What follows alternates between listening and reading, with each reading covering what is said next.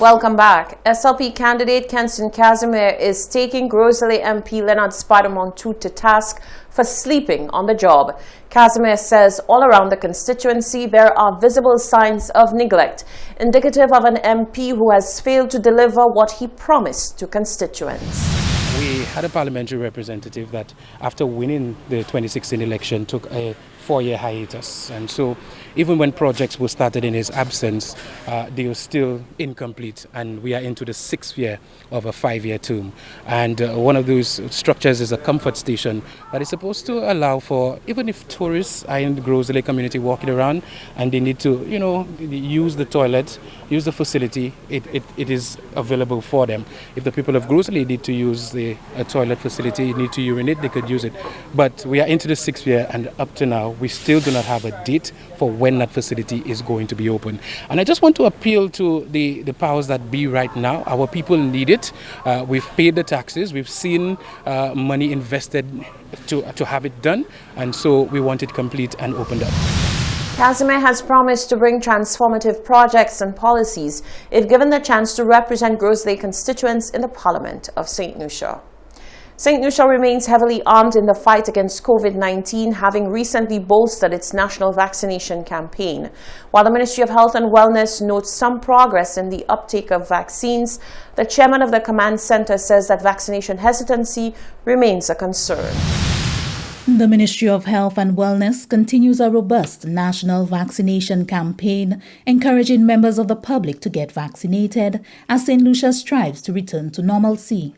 Vaccination against the coronavirus, according to health officials, aids not only in fighting the virus but reducing the risk of developing the severe form of the illness, hospitalization, and even death.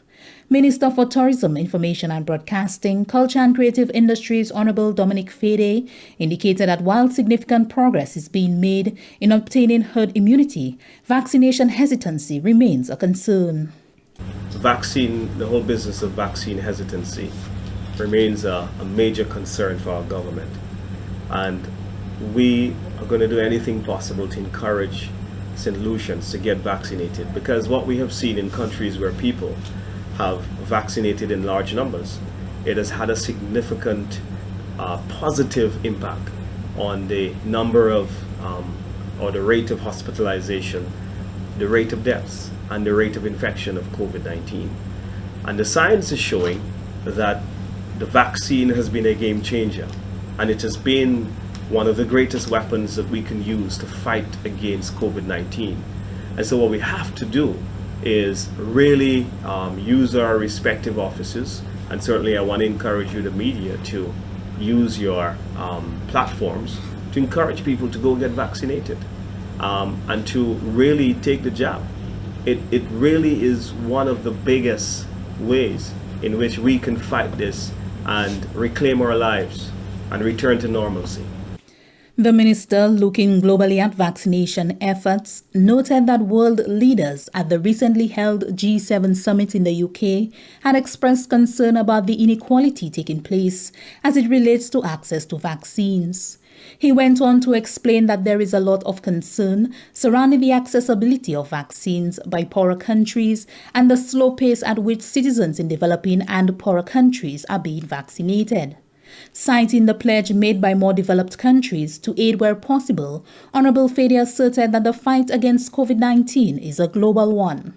There have been some pledges that they have made to help the developed world and the poorer countries to get up and step up the rate of vaccination, because the way that we can fight COVID is with a global approach. And so I welcome that. And what we really want to do is to make sure that when we continue to receive greater numbers of doses, that our people will be ready to take them.